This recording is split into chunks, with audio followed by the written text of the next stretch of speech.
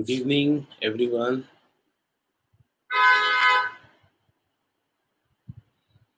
Back to our Ognon class. Let us go ahead with the aphorism 27, 28, 29. We discussed these three aphorisms yesterday also, and some more discussions on this are really required.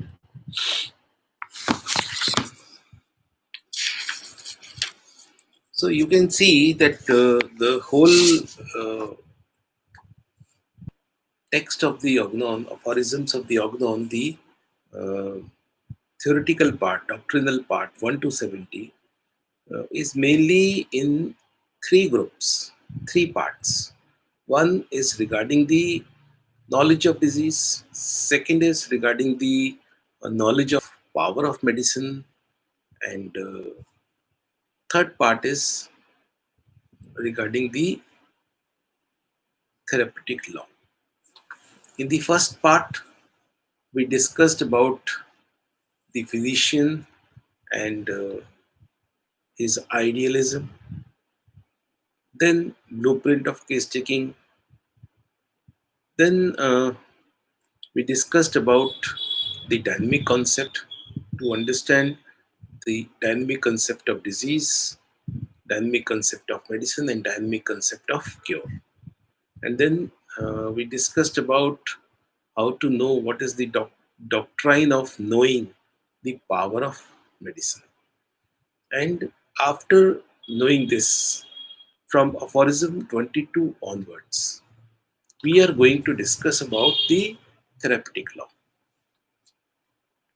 This therapeutic law, the homeopathic law, Hahnemann started like this: that he told us first that uh, how many therapeutic law can be there. He told two: similia and contraria. Then he told us that which one is going to remove the symptoms of the natural disease rapidly, readily, surely, permanently. We come to know it is the law of similia which does so. And the law of contraria do change, do reduce the symptoms, but does not remove them permanently. It is in the early transient phase, some alleviation, some reduction of the symptoms, but then they come back with rather much bigger force. So the remaining law which is to be followed is law of similia. Then he started telling us regarding the law of similia that all experiments, all experiences, wherever in the nature you go, you come to know that it is the law of similia which actually works. And there we completed aphorism 26 and its footnotes with so many of the examples. Then we yesterday discussed about the law of similia uh, regarding the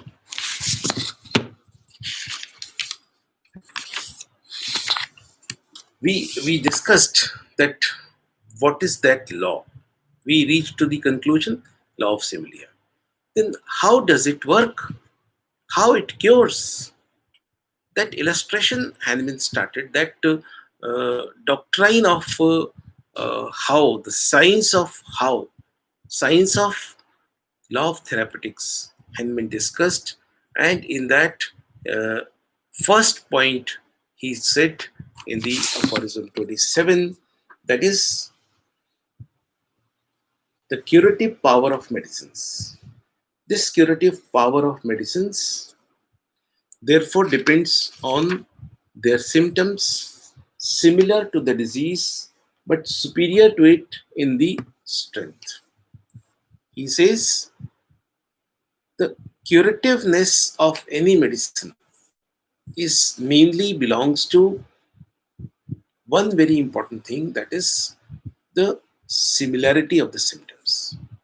If it is not similar, then it is not a curative medicine.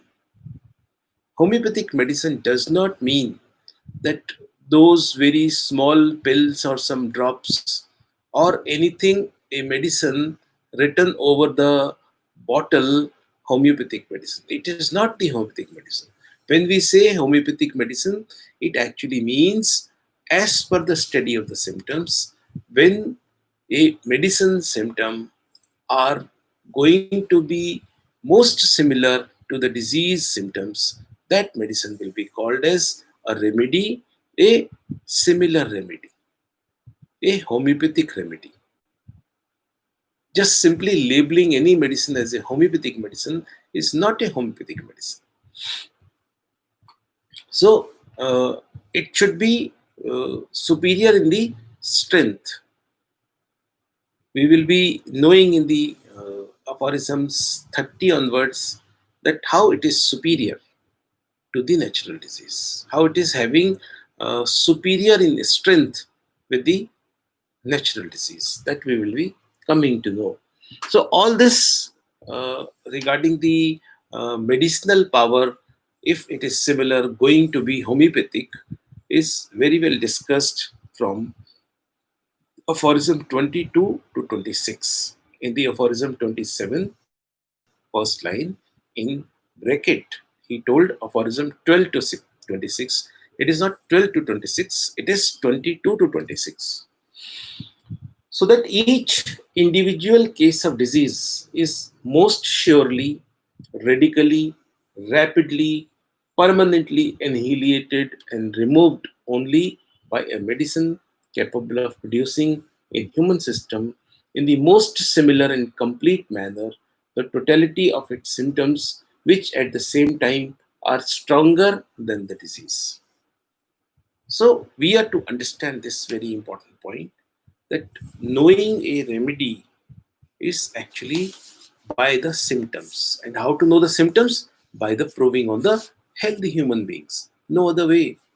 So it implies directly that when we are to give somebody the indicated medicine, the indications, the symptomatology, we must seek from the proving symptoms. It is very, very important that proving symptoms are very much necessary.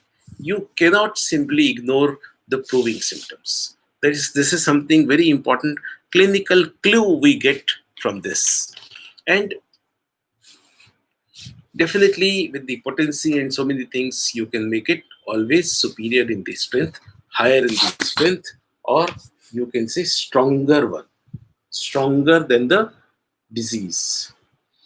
So this is one point we elaborately discussed yesterday also. Then in 26, he is telling how cure take place. This how is explaining about the science of it. Though Hahnemann says it is not very much necessary to talk about how, but then it is always a question. And when it is always a question, then definitely somebody has to say something. Hahnemann wrote this. Hahnemann, in the next aphorism, explained 4 points that how this medicine is curing. And in these 4 points, he explained the most probable way, the most probable signs of the action of law of similia, or you can say homeopathic therapeutic law. But then, whatever he has explained here in aphorism 29, it is only within the premise of the experience. That means, whatever Hahnemann gained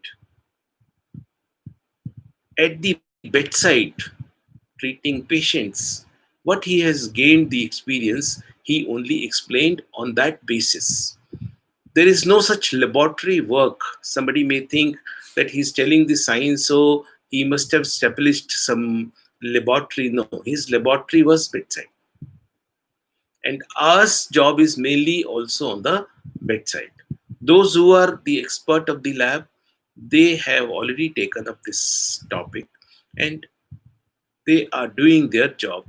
They will come up with their outcome. Till then, our job is to understand Hahnemann, continue this yeoman service with homeopathy at the bedside. Because until and otherwise, we are going to give all kind of benefits to the suffering humanity with homeopathy, then nobody is going to ask about homeopathy. Why people are asking for homeopathy? Why scientists are taking it to the laboratory? Because people are finding at large that it works, that it is curing, that it is helping. Not in all kind of acute diseases, whether it is a sporadic disease, whether it is a epidemic disease, even in those chronic conditions where there are no answers, whatever may be the name of the disease, but then it helps. So, what is that points? What are those 4 points in Aphorism 29, which are explained as the science of homeopathic law of nature?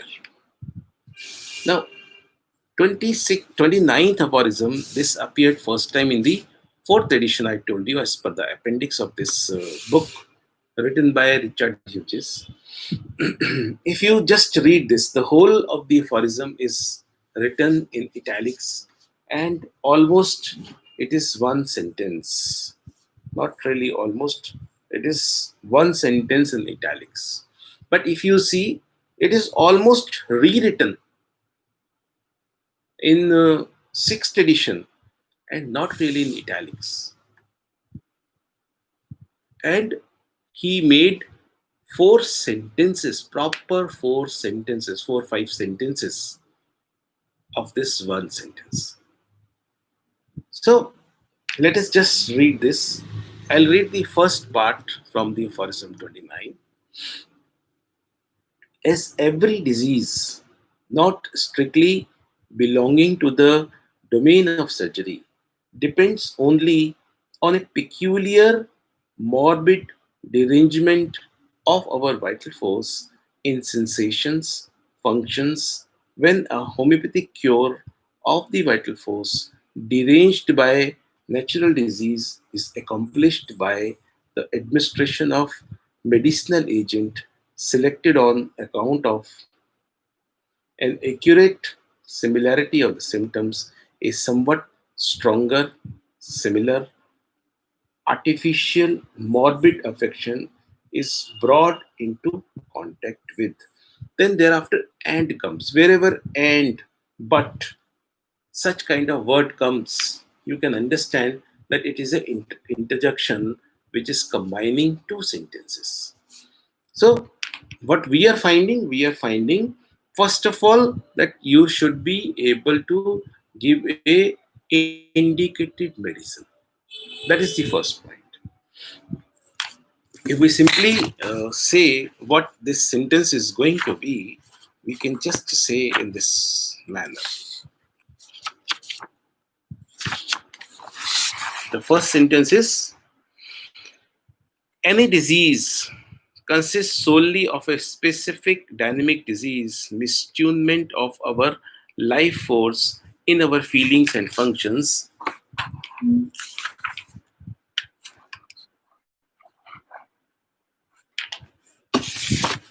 In that kind of disease, means first of all, what is happening? The deranged vital force expressing itself in the form of sign and symptoms. I read it again. As every disease depends only on a peculiar morbid derangement of vital force, means there is a derangement of the vital force, and we come to know such derangement in sensations and functions.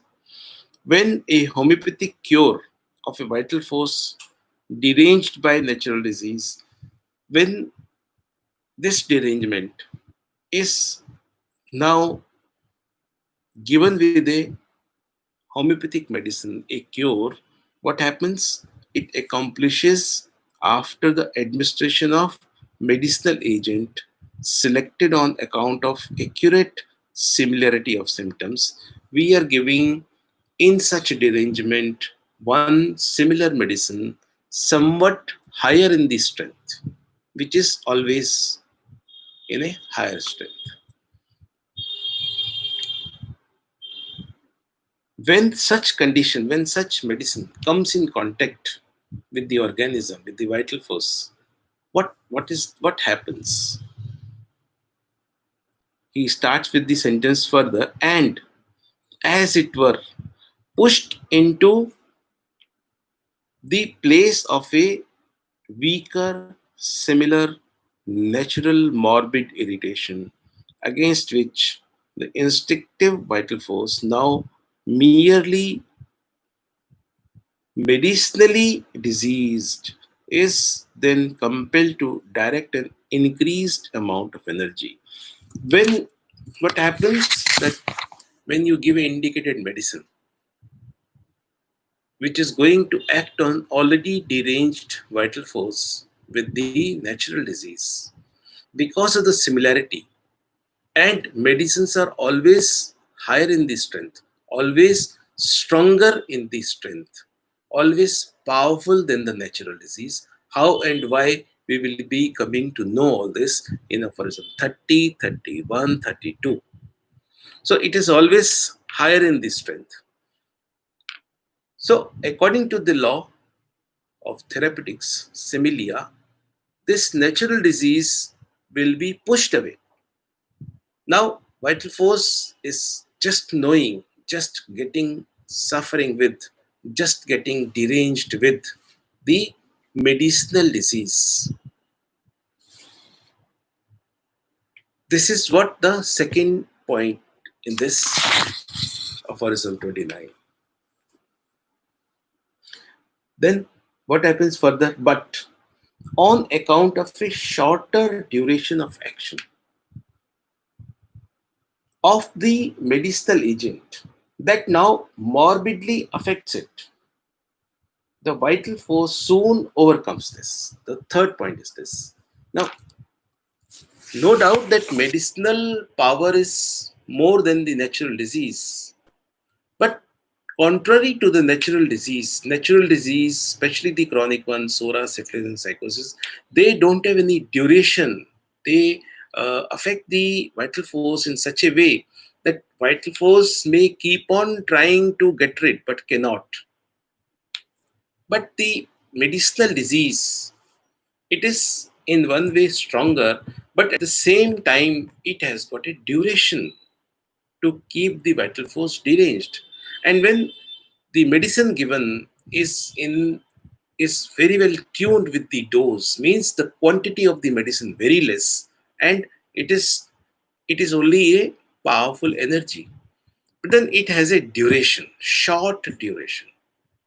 That duration as passes off, vital force is able to get rid of this medicinal disease soon. Then what happens?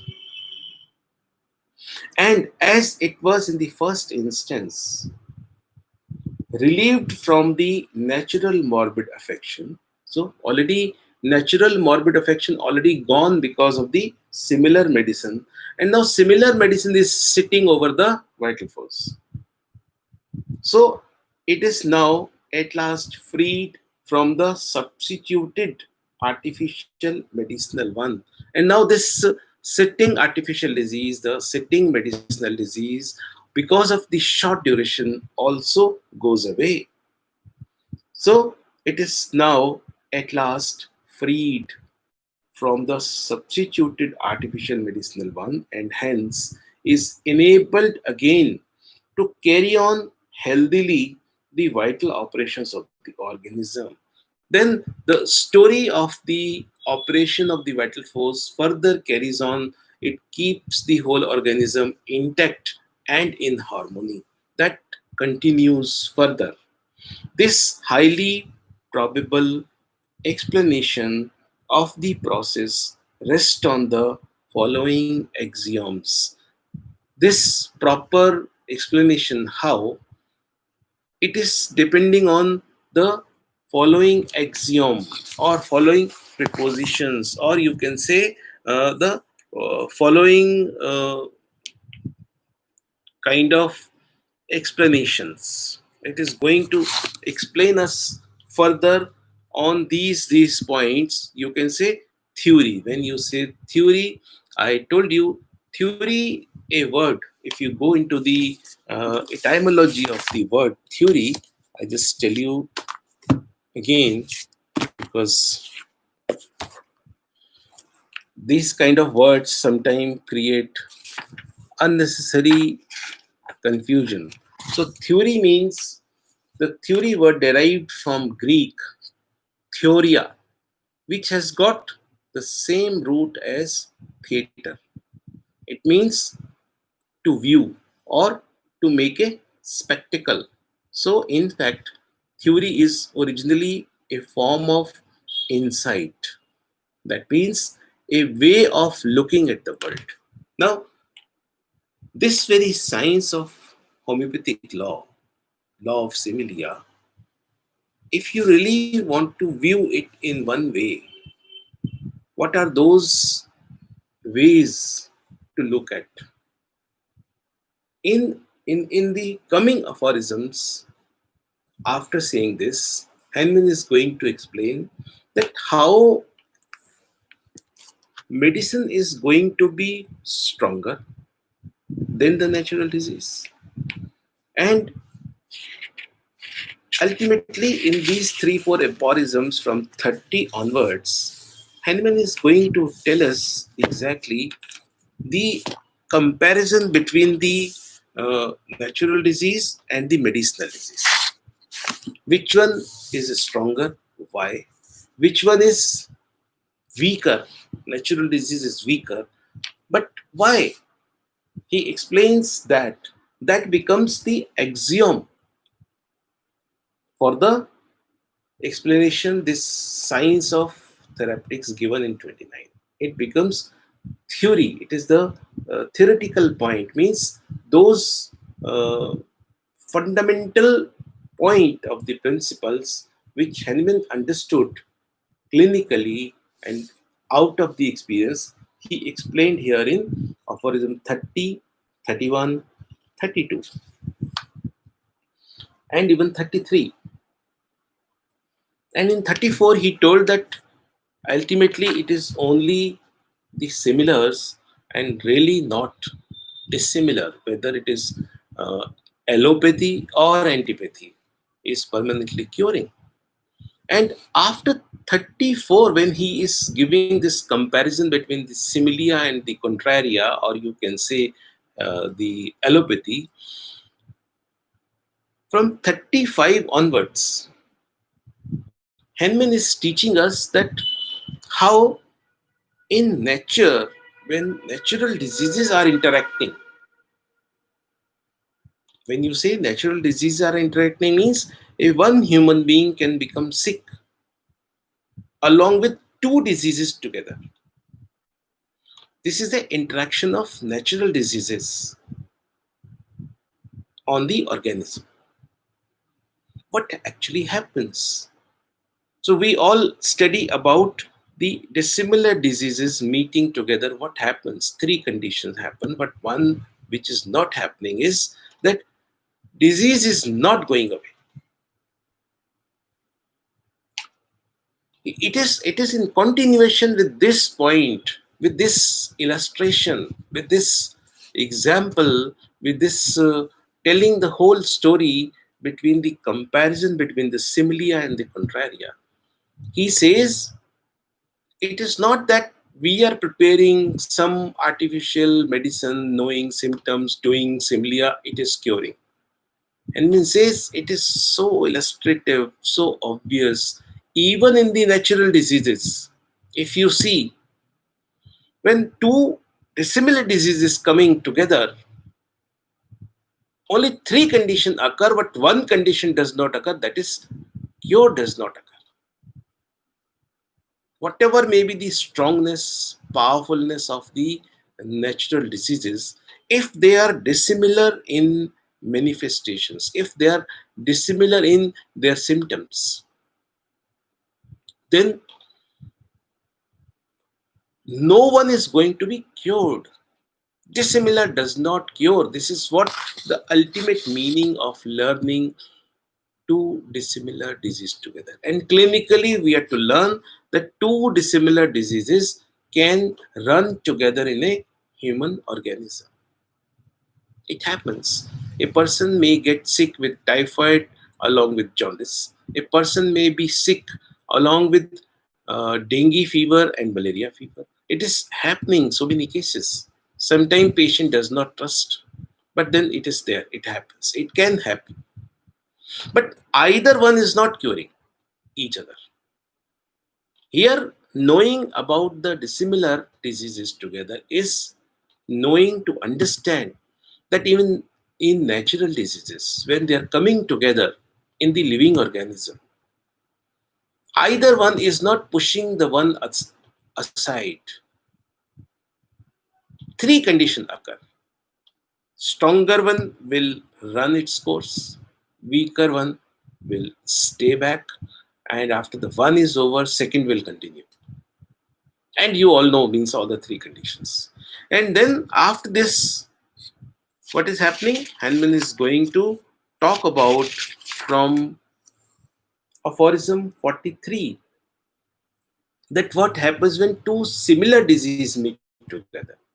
Here he is going to give another illustration about the natural diseases when they are similar in the manifestations, when they are similar in the symptomatology, then the one which is stronger exists, the other one is pushed aside, goes away, is ruled out, is removed. It happens in natural diseases. We got the example in 26 footnote about the nature, about the army, and such conditions. Now we will be seeing illustration in the interaction of natural diseases. And when these conditions, when we are able to learn, then we are going to be confirmed and we are going to declare. And Hahnemann in Aphorism 50 declares cure by symptom similarity. Then a question may come, let us wait for the natural disease. But this is quite hazardous. This cannot be. So Hahnemann generated a complete system. He created a complete system by proving of the drugs, knowing their symptoms, knowing their proving symptoms, matching them with the diseases, applying them, that we are going to study in the practical part. But the theoretical part is this, that you should be able to understand that he finally declares all this, and after that, from 51 aphorism onwards, he is giving a comparative study of all the therapeutic modes. He is comparing homeopathy with antipathy. He is comparing antipathy with the, means the comparison between homeopathy and antipathy, allopathy, isopathy. All three are compared with homeopathy. And we come to know the conclusion that it is the homeopathy, it is the law of homeopathy, homeopathic law, the law of similia, which is really required for the purpose of curing something surely, permanently. But whenever there are some very serious conditions at times, to revive the life from organic aspect to the dynamic aspect, we need antipathy. As soon as it comes back to the vitality, again it is the domain of homeopathic law of cure, that is law of similia. And then in it comes up to 69 and 70, he declares these are the summary we studied regarding the doctrinal part. He declares, and there we will be able to end up with this first part of the doctrinal part of the organum. So, what we discussed just now, which I just wanted to tell every one of you, is regarding this very important point of 29, 28, 27.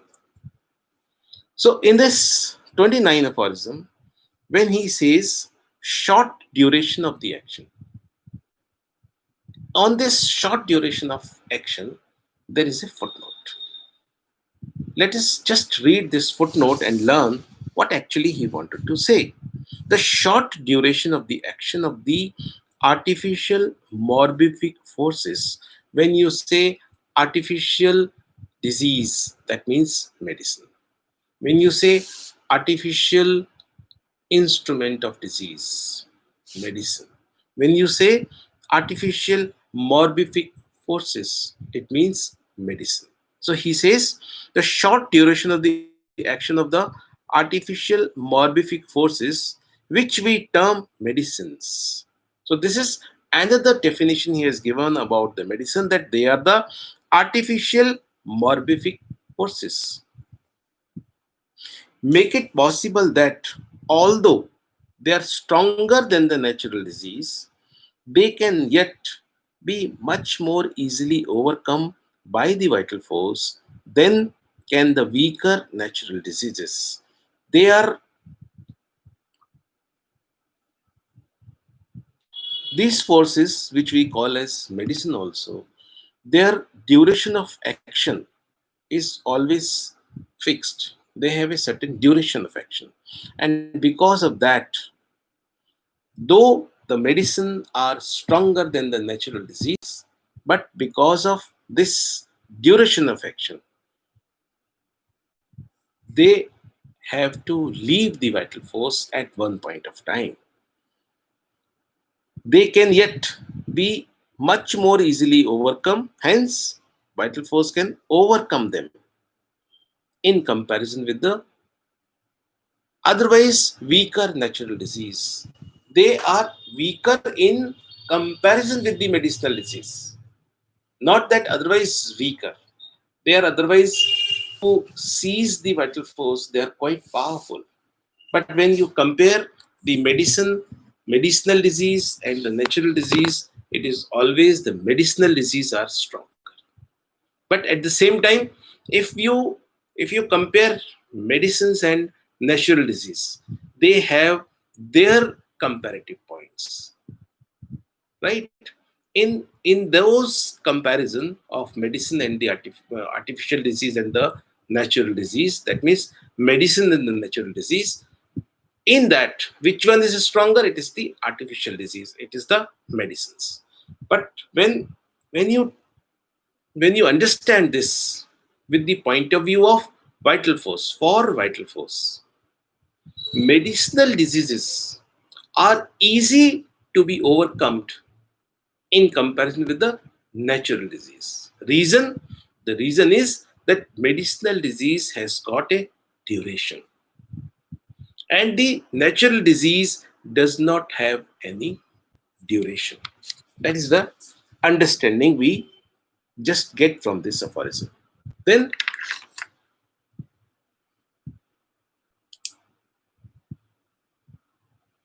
yet to be much more easily overcome by the vital force than can the weaker natural diseases, which solely in consequences of longer, generally lifelong duration of their action. So, for the natural disease, they have a lifelong duration of their action. They do not leave the organism. But medicine have a short duration. In that comparison, vital force is able to overcome the medicinal disease in compared to the natural disease. He gives in example in the bracket, sora, syphilis, psychosis can never be vanquished and extinguished. These diseases, sora, syphilis, psychosis, natural diseases, cannot be overcome, cannot be vanquished means overcome, and extinguish means put out, to remove out, to just simply remove them out. Vital force cannot by it alone, by only herself. Vital force cannot vanquished and extinguished, cannot overcome and remove such diseases in comparison to the artificial disease. Until the physician affects the vital force in a stronger manner by an agent that produces a disease very similar but stronger to wit, means you understood, a homeopathic medicine, which when taken by mouth or smelt or by olfaction is as it were forced upon the unintelligent instinctive vital force and substituted in the place of the former natural morbid affection, by which means the vital force then remains merely medicinally ill. So, in such condition, like this Sura syphilis psychosis, this vital force is affected with the natural disease. In that condition, vital force cannot get rid of it by herself. Not possible for. But then, yes, homeopathic physician can, if he is going to give a indicated medicine, suitable medicine. A medicine is indicated. A medicine is suitable when it is having a symptom similarity and in a adequate potency. When it is given, what is happening in that condition? The natural disease just go away, leaves the vital force, and now vital force is now only remaining with the medicinal disease. This medicinal disease has got a short duration. This short duration can very well overcome by the vital force. And this vital force, after this overcoming of the medicinal disease, gets back to harmony and starts doing its function of maintaining the organism, that is called health, that is called harmony. But only for a short time, because the action of the medicine, the time in which the medicinal disease excited by it run its course does not last long. The cures of diseases of many years duration, as given in Aphorism 46, by the occurrence of smallpox and measles, both of which run a course of only a few weeks, are processes of similar character. He is giving in this footnote the example that it is not that with homeopathic medicine it is happening.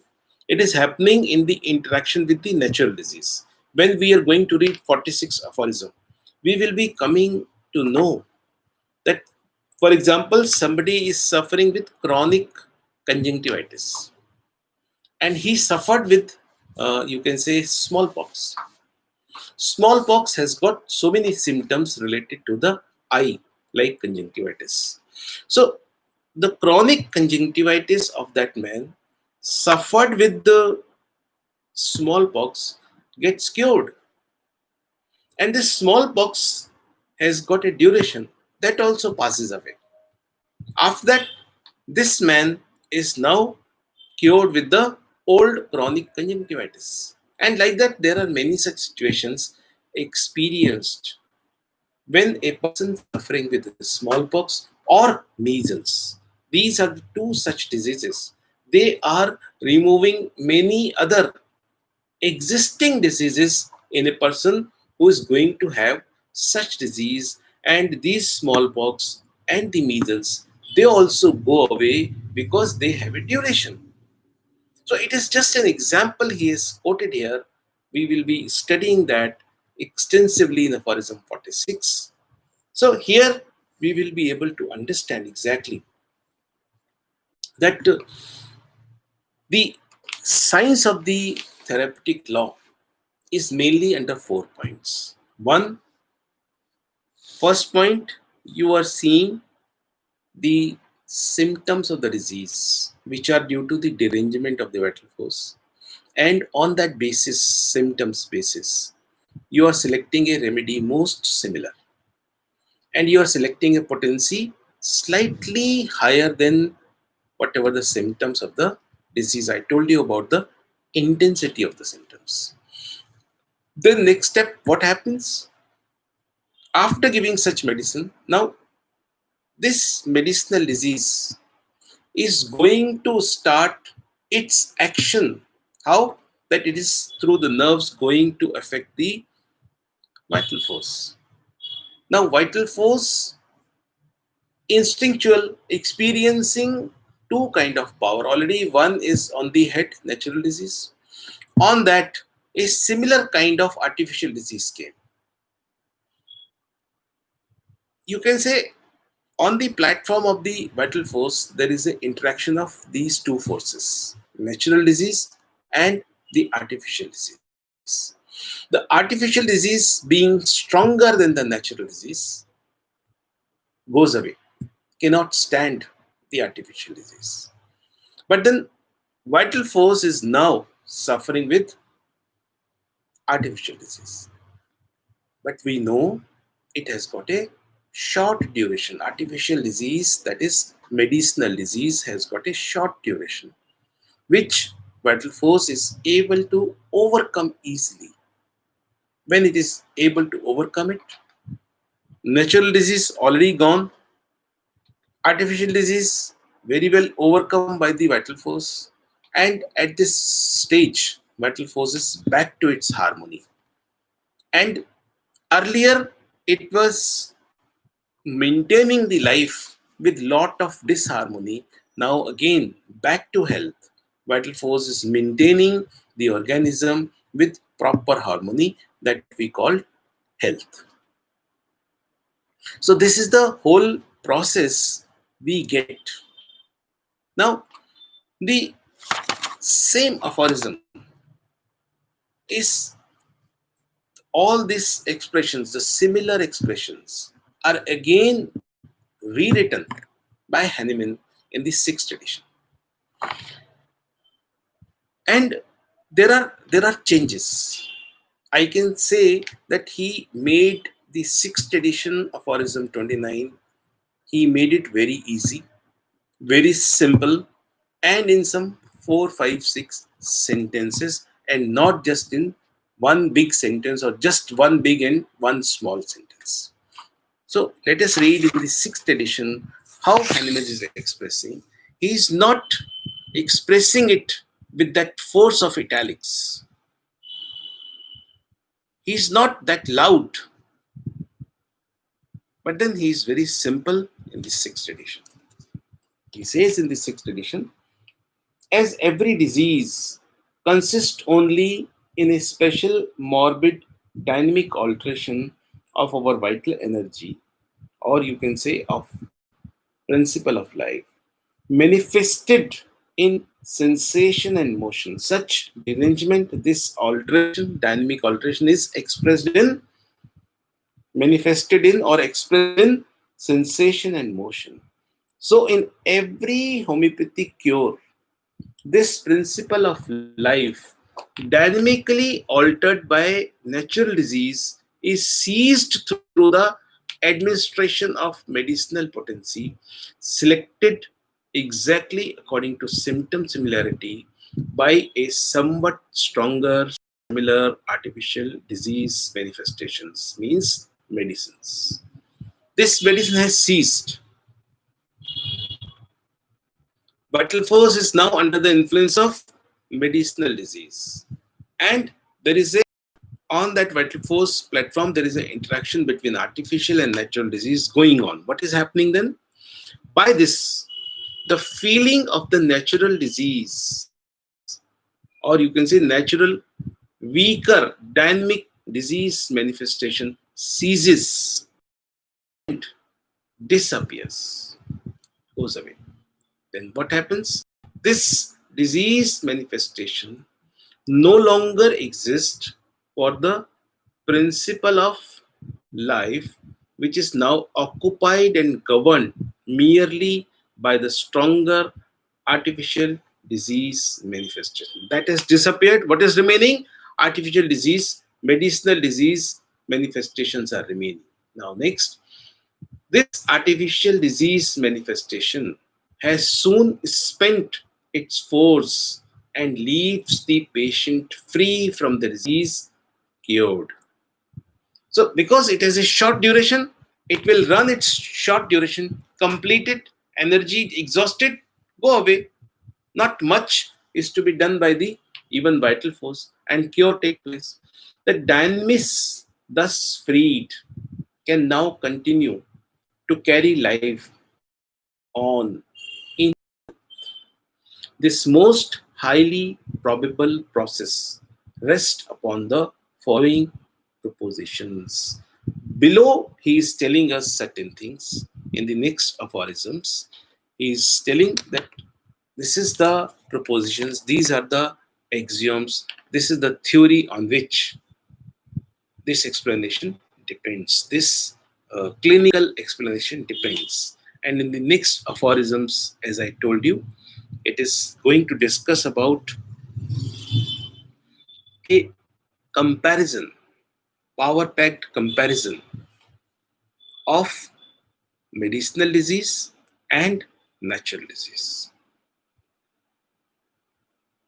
And after that, he is going to illustrate this comparison of natural and artificial disease.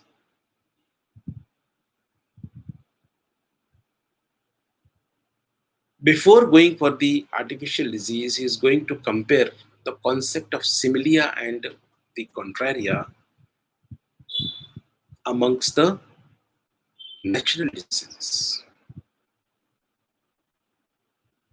So we will be continuing in the tomorrow's class that what exactly it is going to teach us these propositions. It is mainly about how medicines are stronger than the natural disease and how natural diseases are weaker than the medicinal disease, and how their interactions on the basis of similia, the natural disease goes away, but not really by any other interaction. Does not go away with the dissimilar this thing. And that interaction is going to tell us, that kind of illustration is going to give us by the interaction among the natural diseases. This we will be continuing from tomorrow. Then I wish that let us see this aphorism 29 and the footnote from the appendix. And if you see in the appendix, what is given in 29?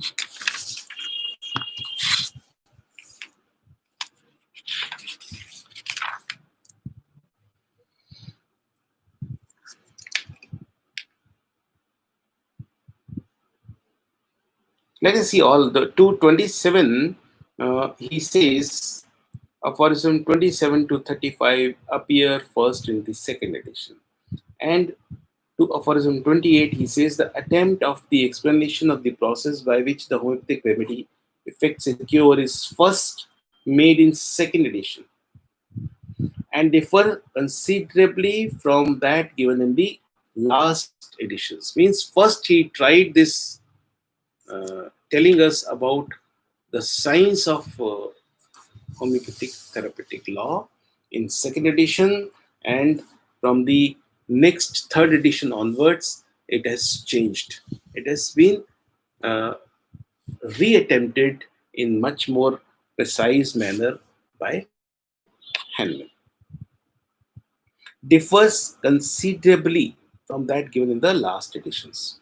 There is no aphorism in the second and third edition corresponding to aphorism 29 of the last two editions, and in place of 30 aphorism, we have the following aphorisms. And he has given these are the following aphorisms in the first edition 25, 24, and 25. And in that, there is a footnote given. Then coming to the aphorism 29. In aphorism 29, this aphorism appears first in the fourth edition, I told you, and then related to the aphorism 29 footnote. In the footnote, he is giving all this, and he has given all along the whole more than a page footnote. It was there, and it was again rewritten and made short. So I believe you all will be going through the whole of this longer footnote yourself and try to understand this, and you will be able to understand this properly. So this is just a glimpse from the appendix regarding the aphorism 27, 28, and 29. uh, I am seeing today some of the comments or maybe some questions. So today let us see what are those comments. Pooja Pal says, "Sir, please explain this line again. Administration of medicinal potency selected exactly according to the symptom similarity."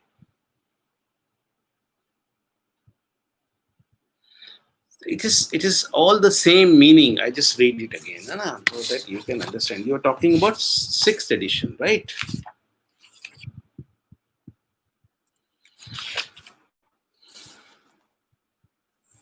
So in the aphorism 29,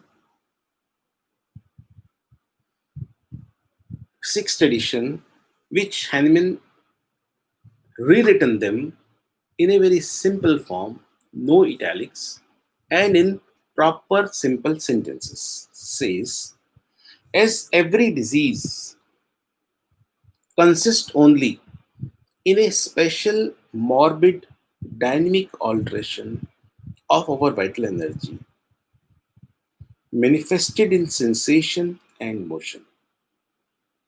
Every disease is what?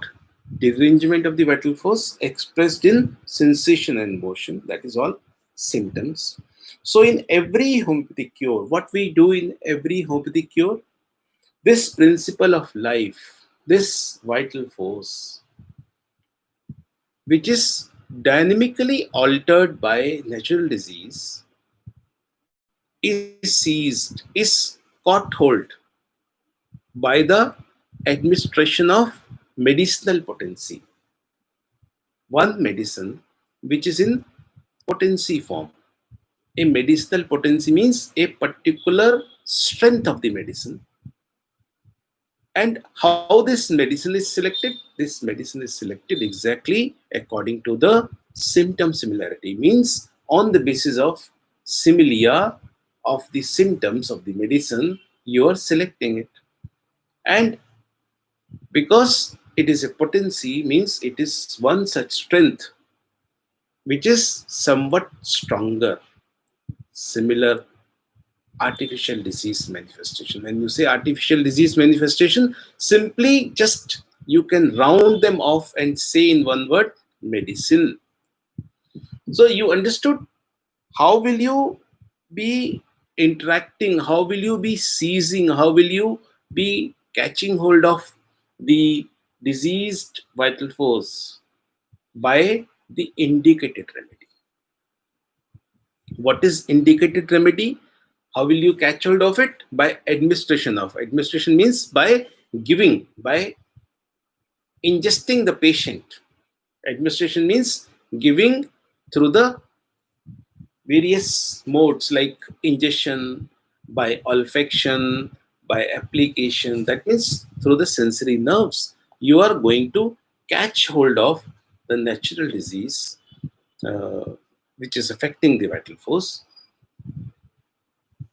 and that medicine is in a particular strength. When you say medicinal potency, means a medicine with a particular strength based on law of similia, and that particular strength should be somewhat stronger, right?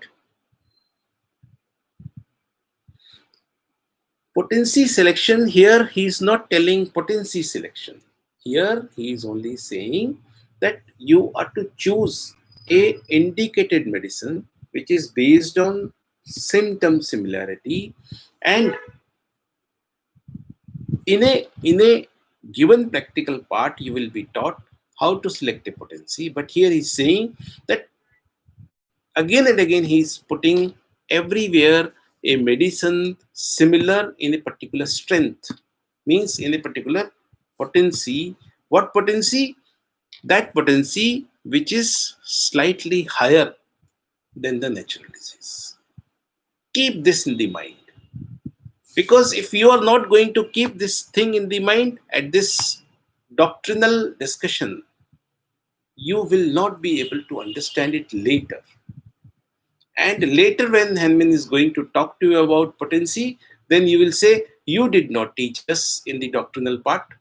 That is the reason he's again and again telling us to keep this in the mind.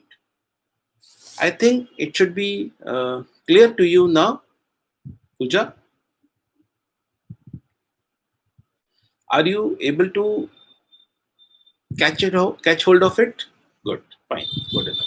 So this is what is the basic understanding we are able to know. So when we started with the understanding of the therapeutic laws from Aphorism 22, we come to know there are two, similia and opposite. Then we started discussing one by one. We come to know it is similia. So what law?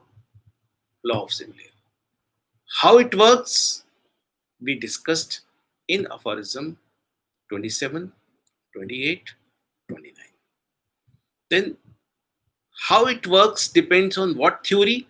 It depends on the theory that medicines are stronger but have got a duration. Natural diseases are stronger, but then they get weaker in comparison with the medicinal disease.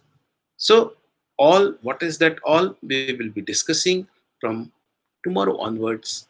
I believe uh, till now everyone is getting hold of the very basics of the organon of the doctrinal part. So there is another comment by Dr. Umesh Vishkarma. Good evening, sir. Then why most of the physicians give medicine into high potency? He said here medicine should be somewhat stronger. Yes, you're right. Why? See, Henman is not really told to give high or low. Henman is telling that you are to judge, you are to understand the symptoms of the natural disease, and you are to judge the symptom strength of the natural disease. Selecting of the medicine similar to the symptoms not enough. You have to judge by their intensity also. And such intensity is going to decide about the selection of the potency, selection of the strength of the medicine. What strength of the medicine to be given? So I can only say, Umesh, if we don't read this organon, especially this doctrinal part, we make many mistakes. We make blunders. That is the only purpose of these everyday class, that let us be conscious. Let us read Hahnemann and be conscious. Natural, simple, similar diseases we are going to study from Aphorism 43 onwards. Like, for example, I give you, just now he told in the footnote also, I gave you one example. Suppose somebody is suffering with chronic conjunctivitis, and if he suffers with smallpox, you know that affects eyes also. It is causing one such uh, symptoms of the eye like conjunctivitis. So existing conjunctivitis will go away. Similar, another example is chronic bronchitis, chronic cough, especially the whooping cough or cough like whooping cough, if somebody is suffering. And when that one going to suffer with measles, this whooping like cough, this bronchitis like cough will go away.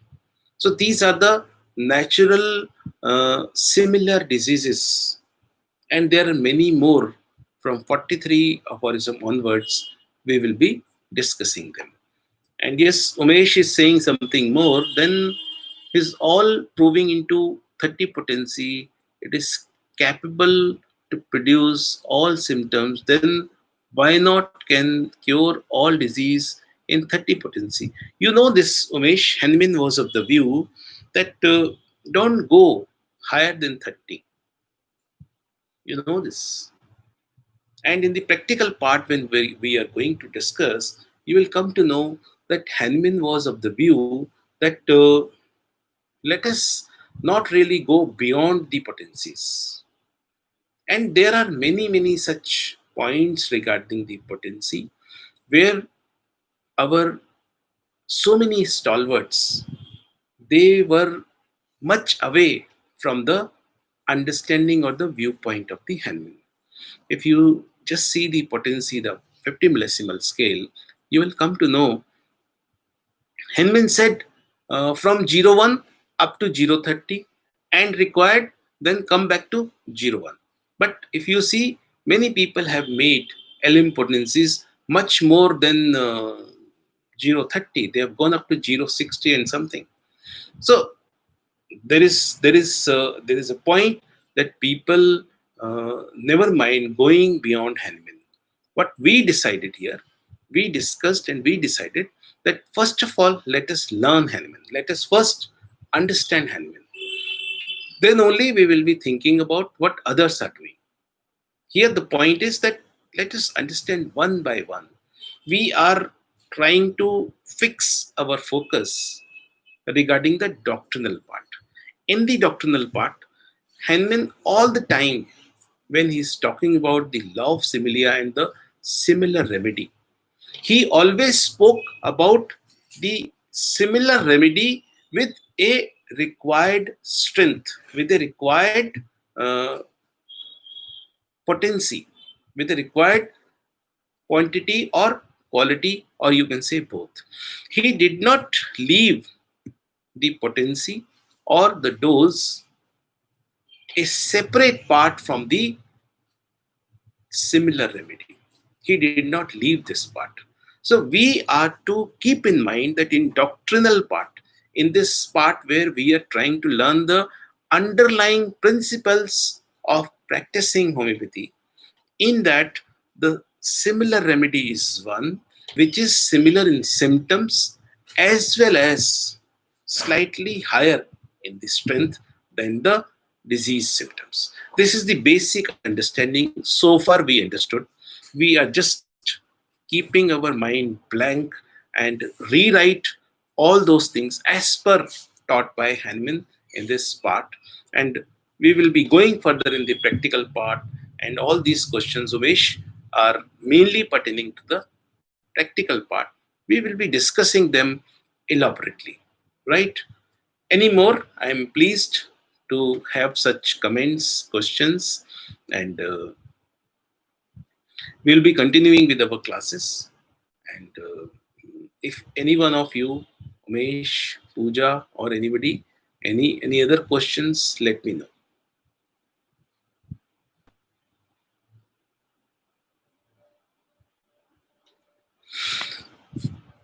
So this is all for today.